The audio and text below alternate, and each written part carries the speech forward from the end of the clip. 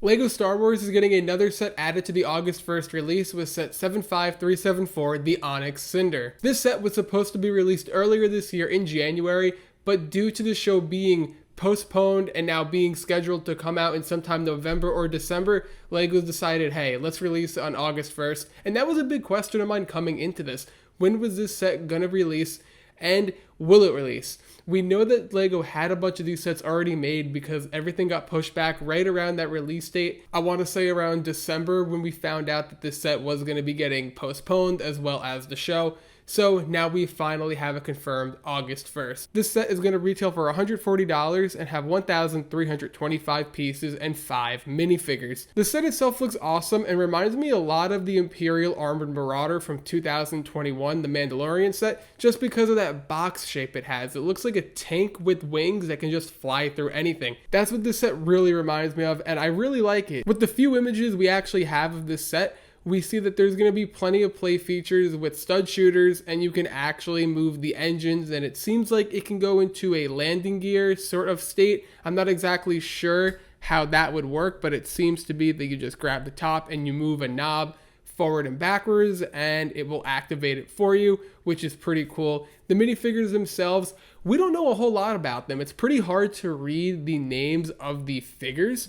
So I think the only one we can actually read the closest is the main guy right here. I think his name is J-O-Q, so Jock, or maybe it's J-O-D, Jod. I'm really not so sure exactly what his name is. The other ones really can't make out too well, so I'm sorry about that. But once we get clearer images of the box and more official images from LEGO, we will have a better understanding of that. The ship itself looks super cool and I'm super excited for it. But one of the things that I feel is kind of hurting it are some fans might be saying to themselves, I want to see the show or I want to know a little bit more about the characters, and we don't know anything at all about it. All we know is that there's this head guy and he is helping other characters escape from a planet somewhere else. I'm not exactly sure the whole plot off the top of my head, but I know it has to do with someone helping transport other people across the galaxy to a different planet or something of that nature. So there is some up in the air of what's this show going to be about? Is it going to be good? And that might hold some people from buying it on day one. But just by the eye test itself, I think that this is a relatively really cool set. I like how it looks.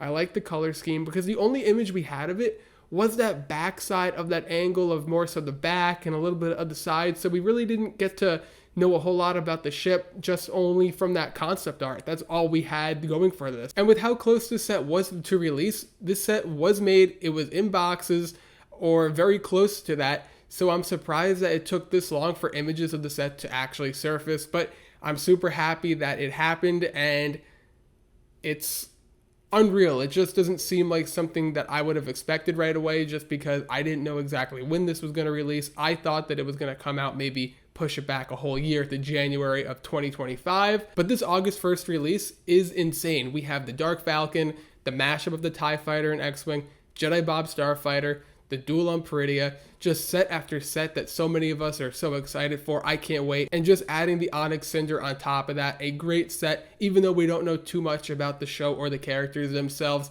I think that this set is going to do fantastic. I'm super excited for it. Set aside, the minifigures look great. I forgot to mention that before. We get a better look at them in the bottom left, and I really like how they all look.